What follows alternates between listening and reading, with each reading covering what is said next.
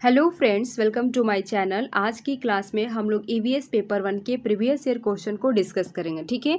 और आज की क्लास में हम लोगों ने सिर्फ थ्योरी के क्वेश्चन लिए हैं, पैडागोजी के नहीं। पैडागोजी की एक क्लास रह गई है थ्योरी वाला, तो वो कंप्लीट होने के बाद पैडागोजी की सीरीज शुरू हो जाएगी। अभी आपका प्रीवियस ईयर क्वेश्चन थ्योरी का शुरू हो गया है, आज डे 1 है, ठीक है। देखिए, आपने क्लास 3, 4, 5 के सारे चैप्टर को मैंने थ्योरी में करा दिए हैं। पहले जाकर आप लोग थ्योरी का वीडियो देखिएगा, तभी क्वेश्चन की सीरीज लगाना शुरू करिएगा, ठीक है। और हाँ, टेलीग्राम का लिंक आपके चैनल के डिस्क्रिप्शन में दे दिया जाएगा, वीडियो के प्लेलिस्ट में, और कमेंट सेशन में भी पिन कर दिया जाएगा। आप लोग जाकर चैनल टेलीग्राम से जुड़ जाइएगा, ठीक है। तो चलिए हम लोग क्लास को शुरू करते हैं। उससे पहले वीडियो पसंद आए तो वीडियो को लाइक करिएगा और चैनल को सब्सक्राइब कर लीजिएगा, ठीक है। तो चलिए क्लास को शुरू करते हैं। यहाँ पर पहला क्वेश्चन कह रहा है कि प्राचीन इमारतों में दीवार का एक हिस्सा गोलाकार में बाहर निकलता है, ठीक है, और ये दीवारों से भी ऊंचे होते हैं, उन्हें हम क्या कहते हैं। तो मैंने आपको पढ़ाया था गोलकुंडा किला जो हैदराबाद में स्थित है, उसे काकतीय राजवंश ने बनवाया था। मैंने बताया था कि उस किला में 87 बुर्ज है, ठीक है। और ये बुर्ज क्या है, इनकी दीवार का एक भाग क्या होता है, गोलाकार था, ठीक है। और ये ऊंची और गोल आकार की दीवारें दूर से ही चीज़ों को देखने में सहायता करती थी, जिससे आक्रमण का पता चल जाता था। तो यहाँ पर आंसर क्या होगा, बुर्ज, ठीक है। चलिए अब हम नेक्स्ट क्वेश्चन को देखते हैं। तो देखिए दूसरा क्वेश्चन क्या कह रहा है कि पृथ्वी गोल है और यह सूर्य की परिक्रमा करती है, अतः जब भारत में दोपहर यानी कि 12 बजता दोपहर का, तब नीचे दिए गए किस देश में मध्य रात्रि यानी कि 12 बजे रात होता है, ठीक है। तो हमने क्या बताया था कि भारत के लोग अर्जेंटीना और ब्राज़ील जो देश के लोगों के ऊपर रहते हैं, किसके कारण, गुरुत्व के कारण। तो यहाँ ऑप्शन में क्या दिया, यहाँ ऑप्शन में आपको अर्जेंटीना दिया है, तो यहाँ पर ऑप्शन आपका क्या हो जाएगा, अर्जेंटीना, ठीक है।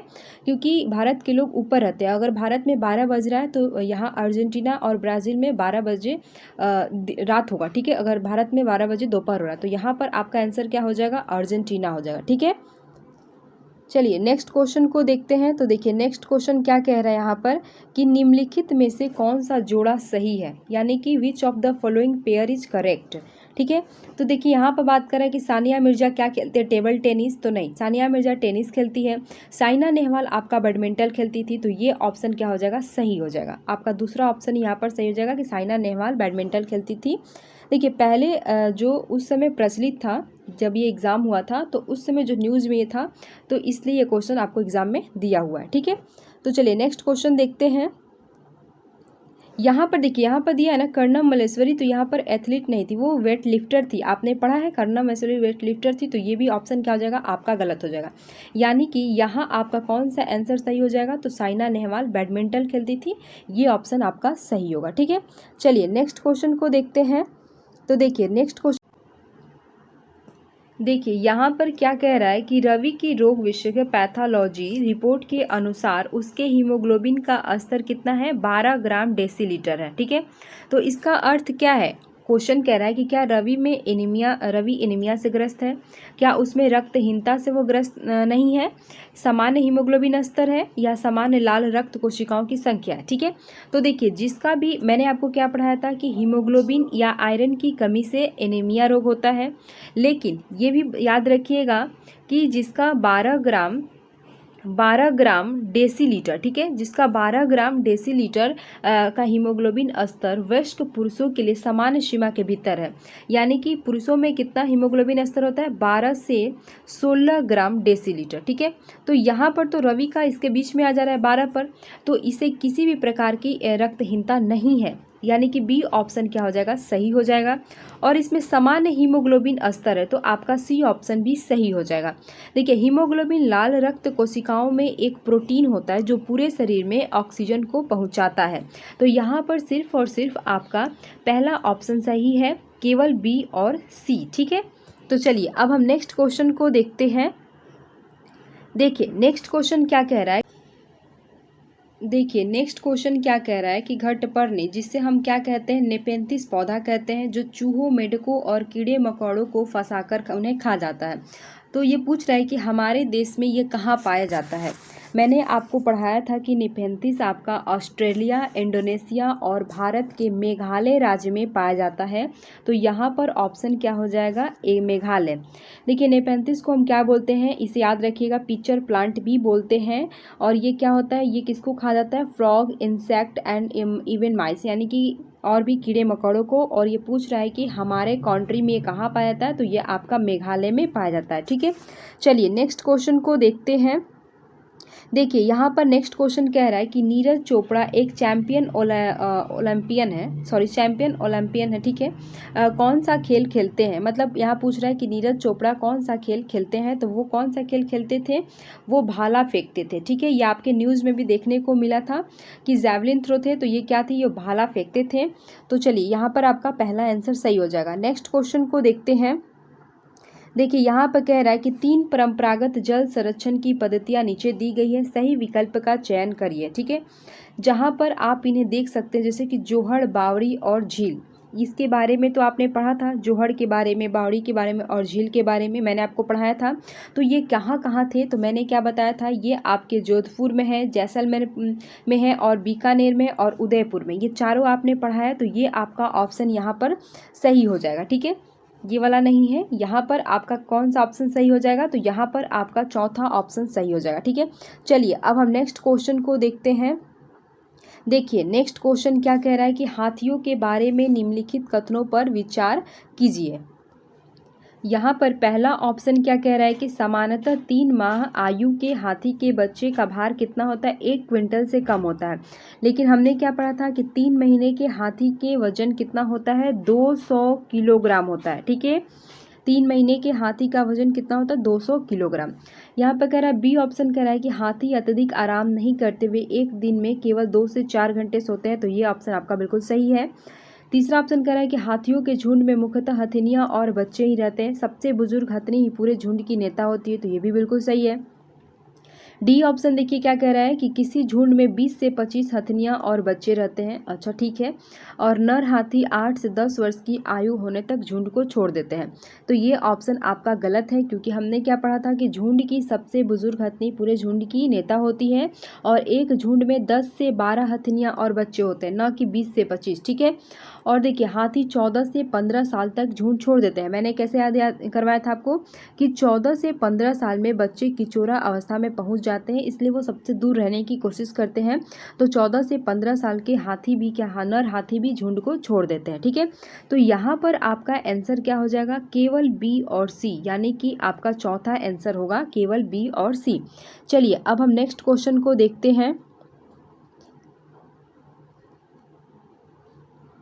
देखिए नेक्स्ट क्वेश्चन क्या कह रहा है कि हमारे देश की विरासत एवं संस्कृति समृद्ध है तथा कला इस संस्कृति का हिस्सा का रूप है। ठीक है, पश्चिम बंगाल का प्रसिद्ध पारंपरिक कला क्या है।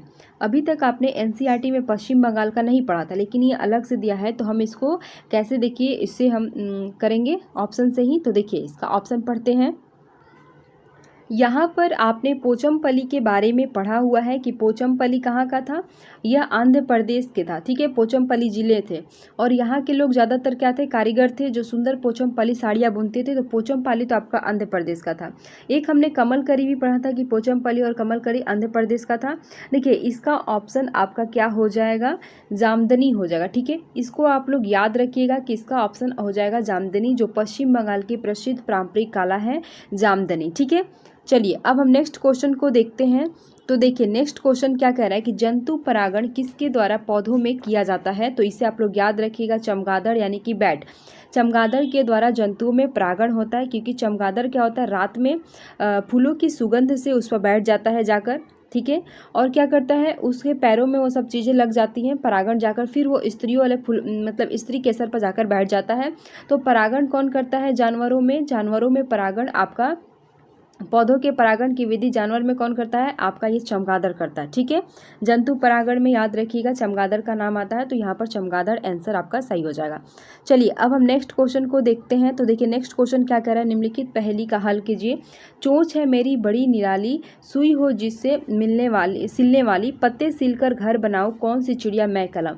अब देखिए जिसकी सुई ही सिलने वाली है, जिसकी चोंच जो है सुई की तरह सिलने वाली है, तो वो कौन सी पक्षी हो जाएगी। तो हमने क्या बताया था, दर्जी। दर्जी क्या करता है, सिलता है, तो यहाँ पर कौन पक्षी हो जाएगा, दर्जिन पक्षी हो जाएगा। ठीक है, टेलर बर्ड जिसे हम इंग्लिश में बोलते हैं, इसे याद रखिएगा। तो यहाँ पर ऑप्शन आपका ऑप्शन नंबर सी हो जाएगा। ठीक है, चलिए अब हम नेक्स्ट क्वेश्चन को देखते हैं। देखिए यहाँ पर झूम खेती के बारे में बात किया है कि झूम खेती क्या है, तो यह याद रखिएगा, यह एक स्थानांतरित कृषि है, यानी कि यह क्या है, इसमें झूम खेती में मैंने आपको क्या पढ़ाया था, देखिए मैंने बताया था कि मिजोरम राज्य में झूम की खेती होती है। कहाँ होती है, तो यह याद रखिएगा मिजोरम में होती है। ठीक है, यह कहाँ होती है, मिजोरम में होती है। ठीक है, और यह झूम खेती का तरीका भी आपका निराला था। एक फसल कटने के बाद ज़मीन को कुछ साल तक आराम करने देते थे, फिर उसमें खेती नहीं करते थे। वहाँ जो बांस या जंगल उग जाते थे उसे उखाड़ते नहीं थे, बस क्या करेंगे, गिराकर उसे जला देते थे। ठीक है, अब जो राख जो ज़मीन पर आती थी उसे वह खाद का काम करती थी। याद रखिएगा कि कभी भी झूम खेती में खेतों को जोता नहीं जाता है। ठीक है, जोता उसको नहीं जाता है। तो ये कैसी कृषि थी, स्थानांतरित कृषि है। झूम खेती एक स्थानांतरित कृषि है, इसे आप याद रखिएगा। चलिए आगे देखते हैं। आगे क्वेश्चन कह रहा है कि भारत में हमारे करीब 22 वैधानिक रूप से मान्यता प्राप्त भाषाएं हैं। भारत के अनेक राज्यों में आधिकारिक भाषाएं हैं। ठीक है, संथाली और कुडुक भाषा कहाँ बोली जाती है, तो ये भी आप जानते हैं कि संथाली और कुडुक भाषा कहाँ बोली जाती थी, झारखंड में। ठीक है, ये तो आपने पढ़ा था। तो चलिए इसको भी अच्छा से आप समझते हैं। हमने क्या बताया था कि झारखंड में कुडुक एक आदिवासी समुदाय रहता है, अच्छा, जिसमें आप सूर्यमणि के बारे में पढ़े थे। और कुडुक भाषा में ही जंगल को क्या बोलते थे, तोरांग बोलते थे। क्या बोलते थे हम, तो याद रखिएगा, जंगल को हम कुडुक भाषा में तोरांग बोलते थे। और झारखंड में कुडुक एक आदिवासी समुदाय है। तो यहाँ कौन सी भाषा बोली जाती है, तो यहाँ कुडुक और संथाली भाषा कहाँ बोली जाती है, तो याद रखिएगा झारखंड में बोली जाती है। ठीक है, चलिए अब हम नेक्स्ट क्वेश्चन को देखते हैं। देखिए यहाँ पर कह रहा है कि बिना बीजों के उगने वाले पादप कौन है। ठीक है, वो प्लांट के बारे में पूछ रहा है जो जिसमें सीड्स नहीं होते हैं। तो याद देखिए, आप सेव खाते हैं, इसमें सीड होते हैं, तो ये तो ऑप्शन ऐसे ही गलत हो जाएगा। पाइनस में भी आप जानते हैं कि सीड होता है। तो यहाँ पर याद रखिएगा फर्न में आपको सीड यानी कि बीज देखने को नहीं मिलता है, तो इसे आप याद रखिएगा। चलिए अब हम नेक्स्ट क्वेश्चन को देखते हैं। देखिए यहाँ पर नेक्स्ट क्वेश्चन क्या कह रहा है कि बावड़ियों के बारे में आपने पढ़ा है कि बावड़िया सीढ़ीदार कुओं को कहते थे। इसमें के विषय में निम्नलिखित कथनों पर विचार कीजिए। ठीक है, यह वर्षा के पानी का भंडारण और संरक्षण की पारंपरिक प्रणाली है। ठीक है, दूसरा ऑप्शन कह रहा है कि इनका प्रयोग सामुदायिक संसाधनों के रूप में किया जाता है। ठीक है, इसके बाद देखिए कह रहा है कि बावड़ियों में सीढ़ियाँ जमीन के नीचे कई मंजिल तक जाती है, परंतु लोगों के घिरनियों द्वारा कुएं से पानी खींचने की अनुमति थी। इस तरह से आपने कभी कुछ पढ़ा था कि उसमें घिरनी लगी रहती है और पानी खींचा जाता है, आपने क्या पढ़ा, नहीं पढ़ा था। तो यहाँ पर आप याद रखिएगा, यहाँ पर आपका ऑप्शन ए और बी ही सही होगा, क्योंकि कुआं का निर्माण क्यों होता था, वर्षा के पानी का भंडारण और संरक्षण के लिए, और वहाँ के सामुदायिक संसाधन के रूप में इसका इस्तेमाल करते थे। ठीक है, तो यहाँ पर आपका ए और बी सही है, यानी कि ऑप्शन नंबर आपका केवल 2 सही है। ठीक है, चलिए अब हम नेक्स्ट क्वेश्चन को देखते हैं। देखिए नेक्स्ट क्वेश्चन क्या कह रहा है कि पौधे के निम्नलिखित मुख्य कार्यों पर विचार कीजिए। ठीक है, यहाँ ए नंबर कह रहा है कि भोजन के उत्पादन और भंडारण करना। क्या पौधों का काम है कि भोजन का भंडारण उत्पादन करना, आगे पढ़ लेते हैं। पौधों को शक्ति और सहारा देना। ठीक है, पौधों के अन्य भागों को जड़ों से जल और खनिज का हस्तांतरण करना। तने का मुख्य कार्य, मतलब ये पौधों के बारे में यहाँ दिया हुआ है और यहाँ पूछ रहा है कि इनमें से तने का मुख्य कार्य क्या है, मतलब तना क्या करता है। तो देखिए तना यह क्या करता है, पौधे को शक्ति और सहारा प्रदान करता है, क्योंकि तने के सहारे ही पौधे ऊपर चढ़ता है। तो ऑप्शन नंबर आपका बी तो यहाँ पर सही होगा, बी ऑप्शन तो आपको सही है। पौधे के अन्य भागों को जड़ों से जल और खनिज का हस्तांतरण कराता है, ये भी आपका सही है। लेकिन ये देखिए भोजन के उत्पादन और भंडारण में तना मदद नहीं करता, यहाँ पर ए ऑप्शन गलत है।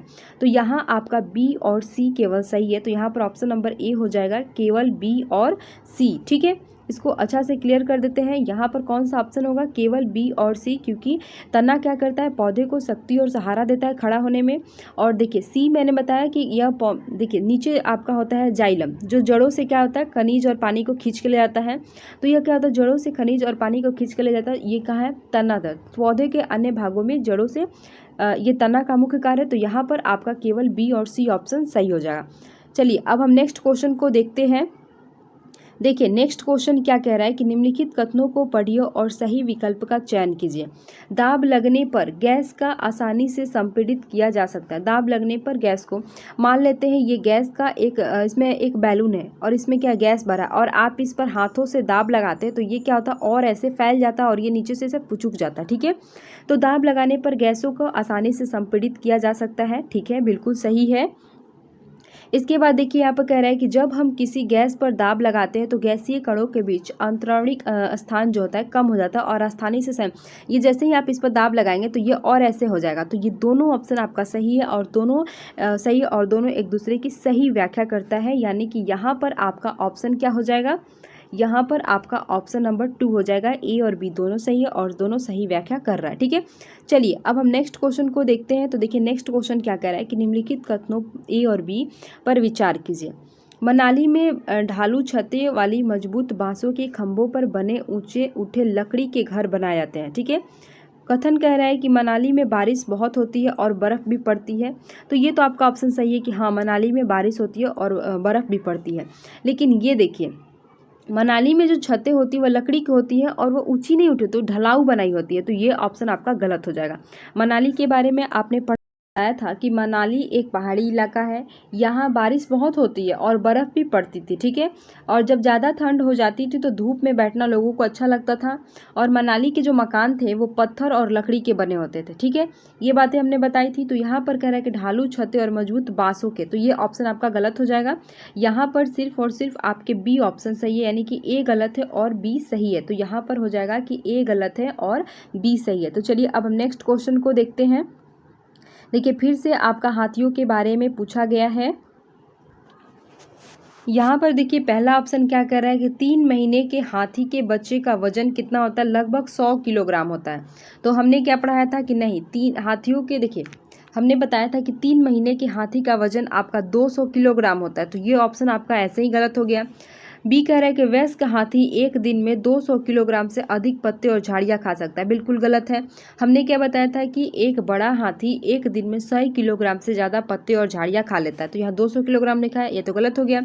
देखिए तीसरा क्या कह रहा है कि हाथी बहुत अधिक आराम नहीं करते, वे दिन में 2 से 4 घंटे आराम करते हैं, ये बिल्कुल सही है।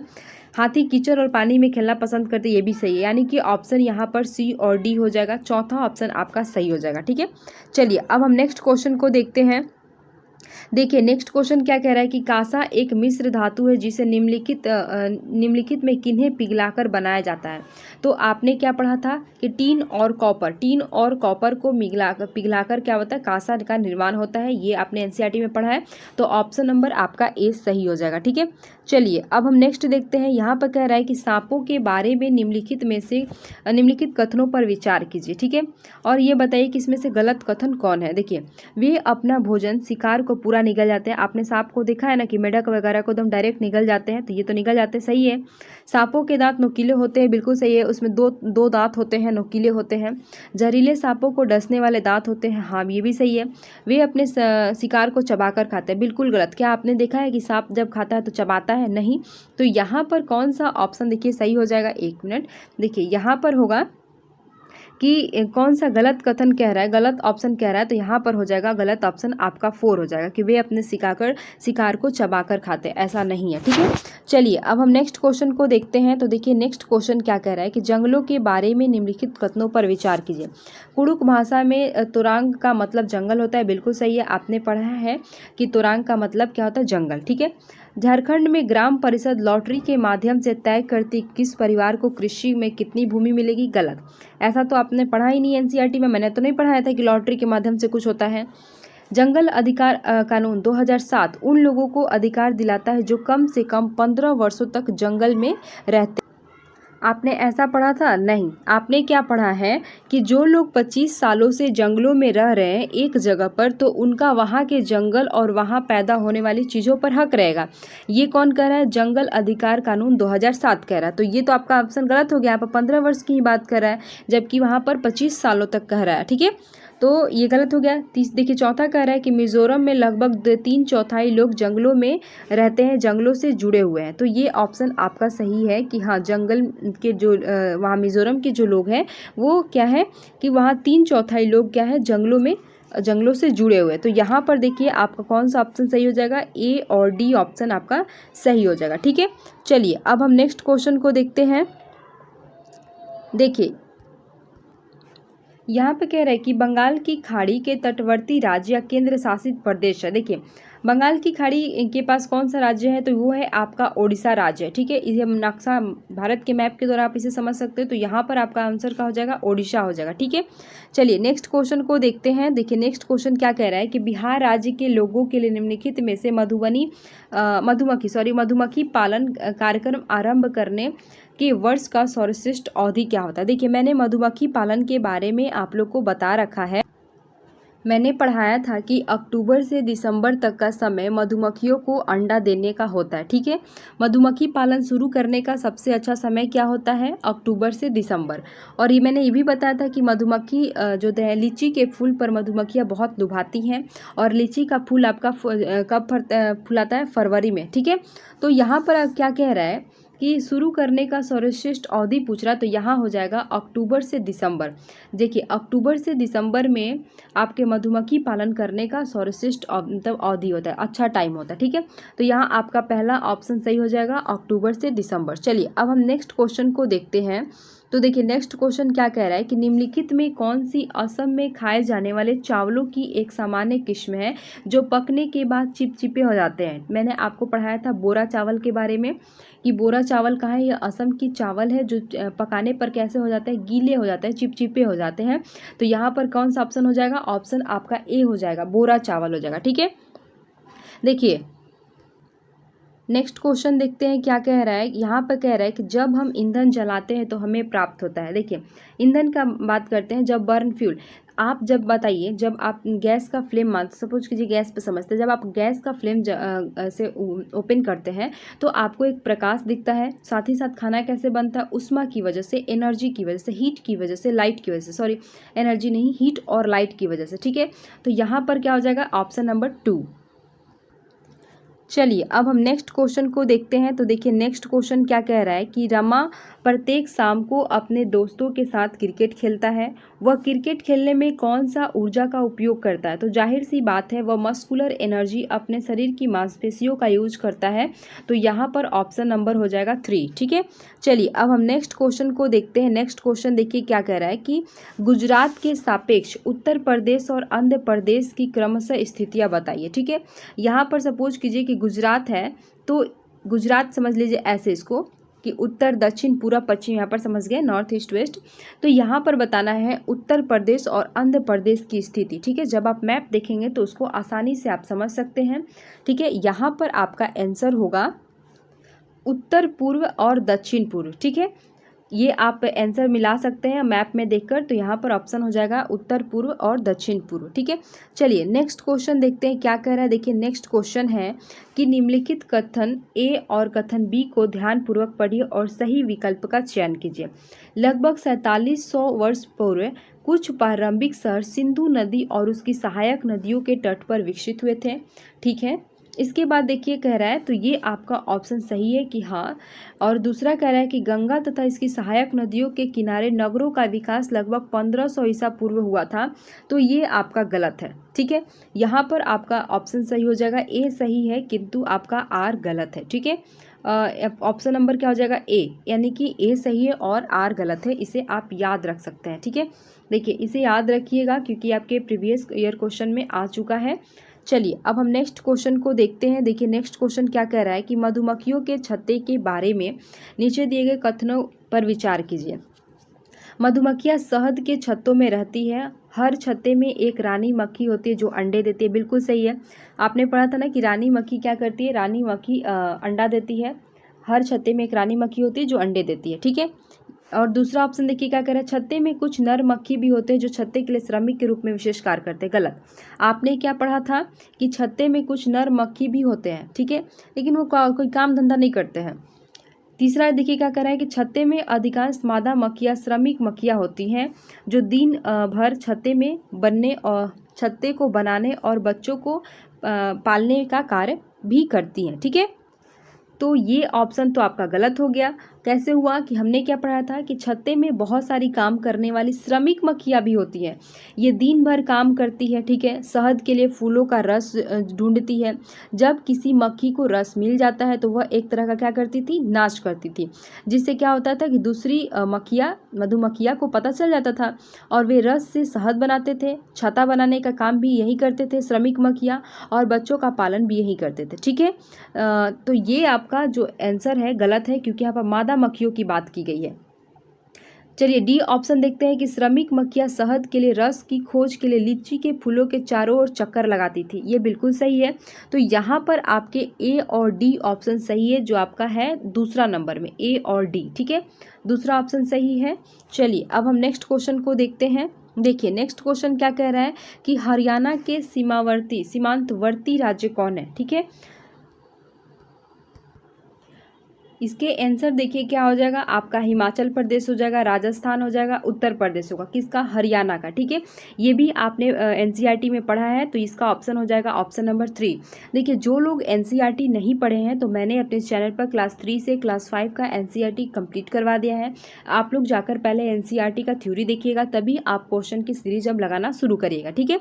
तो चलिए अब हम नेक्स्ट क्वेश्चन को देखते हैं। देखिए नेक्स्ट क्वेश्चन क्या कह रहा है कि पक्षियों के अध्ययन करने वाले ने यह प्रशिक्षण किया कि पक्षियों की एक विशेष प्रजाति नर पक्षी अपने अपने घोंसले बनाते हैं और मादा उन सभी घोंसले को देखती है, उनमें से जो सबसे अच्छा लगता है उसी वो अंडे देने का निश्चय करती है। और हमने क्या पढ़ा था, ये कौन सी पक्षी थी, आपने पढ़ा था कि यह वीवर पक्षी है।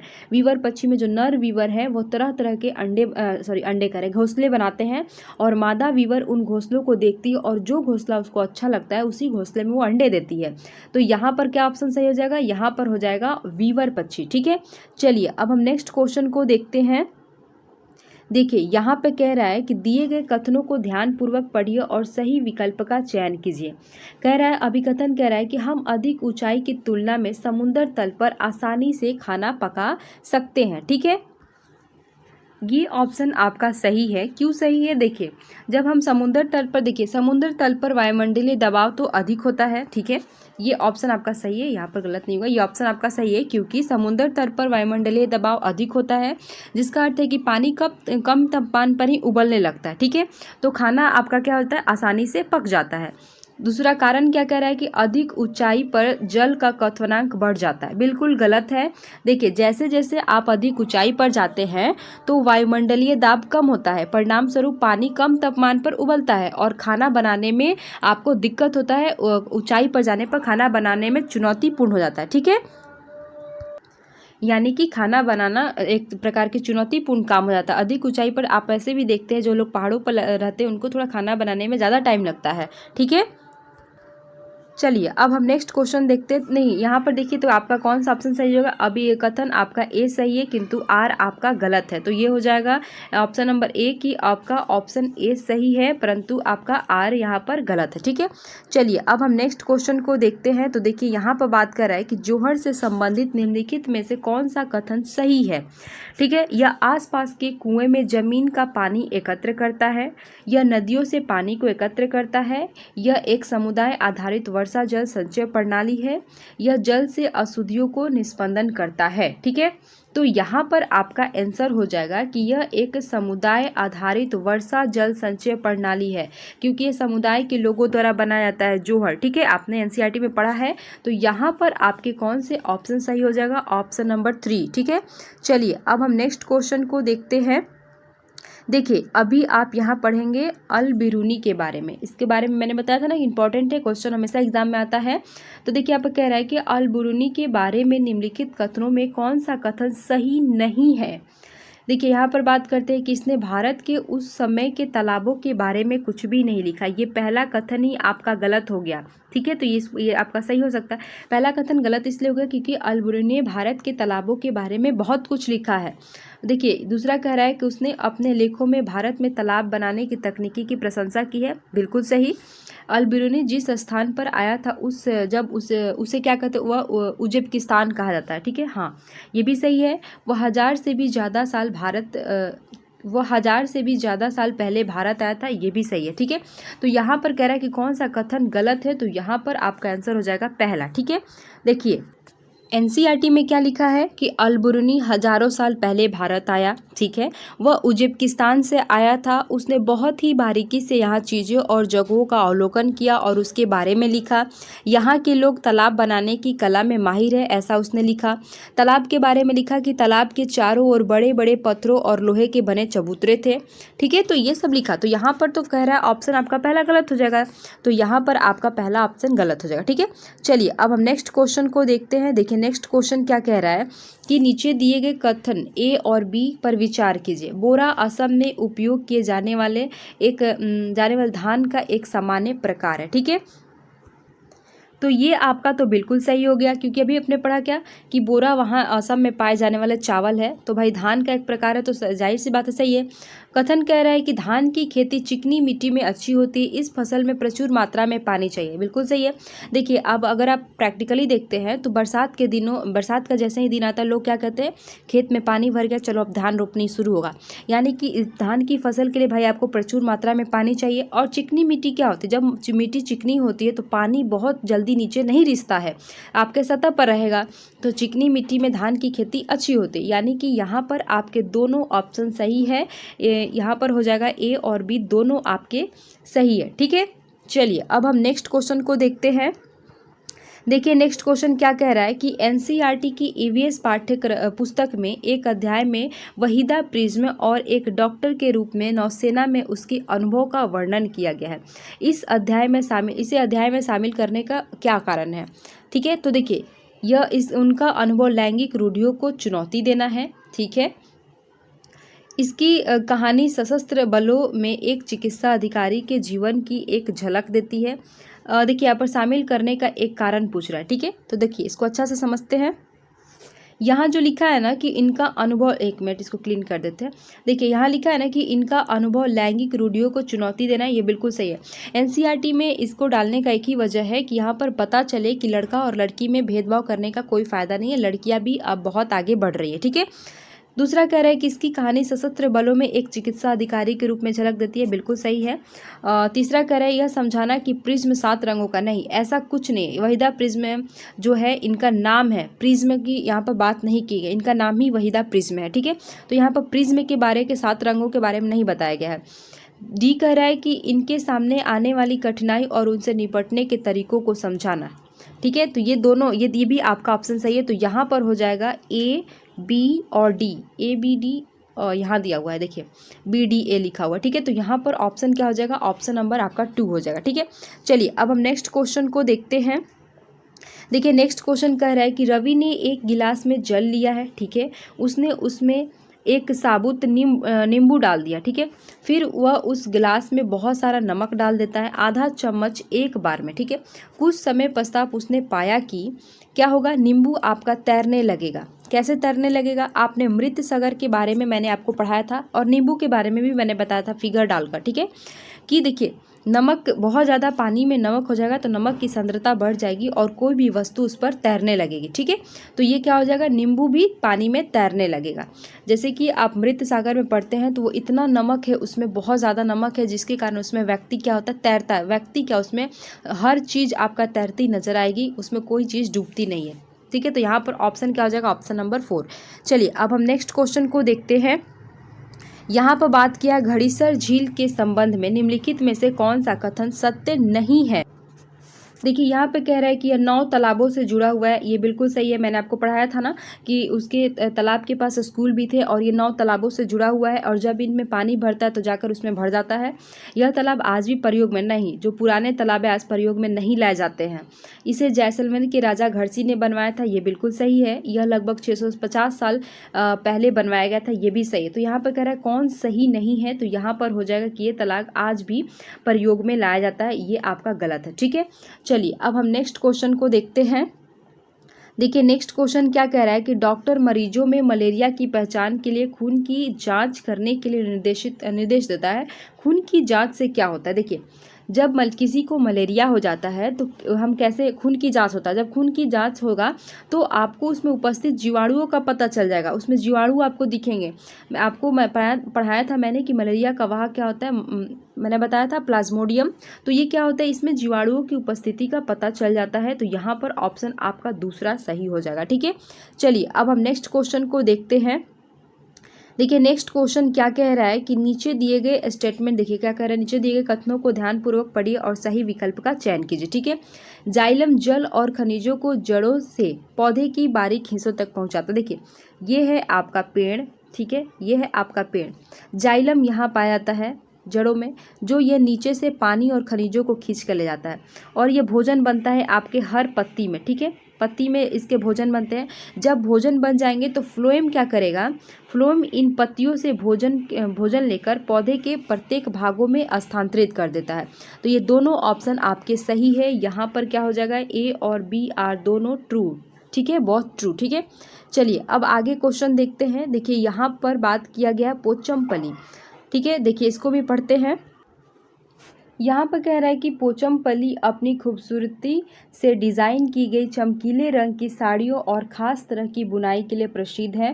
प्रसिद्ध जिला है जिसे पोचमपल्ली कहा जाता है। मैंने आपको क्या पढ़ा था कि मुक्तापुर गांव आंध्र प्रदेश के पोचमपल्ली ज़िले में है, और इस ज़िले के अधिकतर लोग परिवार क्या है, बुनकर है, और वो बुनाई किसकी करते हैं, तो पोचमपल्ली साड़ियाँ, और ये पोचमपल्ली नाम उस ज़िले के नाम पर पड़ा था। ठीक है, तो यह कहाँ है, तो देखिए ये आंध्र प्रदेश में, और आंध्र प्रदेश से अलग कौन हुआ है, तेलंगाना। तो यहाँ पर आपका आंसर क्या हो जाएगा, तेलंगाना। ठीक है, तो इसे याद रखिएगा। चलिए अब आगे हम लोग देखते हैं अगला क्वेश्चन। देखिए क्या कह रहा है कि कथन ए और आर को ध्यान से पढ़े और निम्नलिखित प्रश्नों का उत्तर दे। ठीक है, यहाँ कह रहे हैं कि रेशम का कीट अपनी मादा को उसकी गंध से कई किलोमीटर दूर से पहचान लेता है। तो ये बिल्कुल सही है, मैंने आपको पढ़ाया भी था। कुछ मादा कीट फेरोमोन छोड़ते हैं जिसकी गंध को नर कीट पहचान लेते हैं। ठीक है, तो ये याद रखिएगा, ये एनसीईआरटी में नहीं दिया गया था, बाहर से दिया गया है कि कुछ मादा कीट फेरामोन छोड़ते हैं जिसकी गंध को नर कीट पहचान लेते हैं। तो ये दोनों ऑप्शन आपका सही है। तो यहाँ पर ए और आर दोनों सही है, और आर ए की सही व्याख्या करता है। तो यहाँ आपका ऑप्शन हो जाएगा ऑप्शन नंबर 3। ठीक है, चलिए अब हम नेक्स्ट क्वेश्चन को देखते हैं। देखिए नेक्स्ट क्वेश्चन आपका समाप्त हो गया। Thanks for watching. वीडियो पसंद आए तो वीडियो को लाइक करिएगा, चैनल को सब्सक्राइब करिएगा। आपका एनसीईआरटी का क्लास 3, क्लास 4 और क्लास 5 का चैप्टर सभी आपका समाप्त हो गया है। अभी आप इसके प्रीवियस ईयर क्वेश्चन को लगा रहे हैं। इसके बाद आपका पैडागोजी में एक और टॉपिक रह गया, उसको भी कंप्लीट करने के बाद पैडागोजी की भी सीरीज अब आने लगेंगी। और अब हम लोग नेक्स्ट वीडियो में न्यू चैप्टर, जो आपके एनसीईआरटी के क्लास 3 में जो न्यू चैप्टर आया है उसको डिस्कस करेंगे। ठीक है, तो चलिए वीडियो को यहीं से रोकते हैं। वीडियो पसंद तो वीडियो को लाइक करिएगा, चैनल को सब्सक्राइब करिएगा। तब तक के लिए थैंक यू सो मच।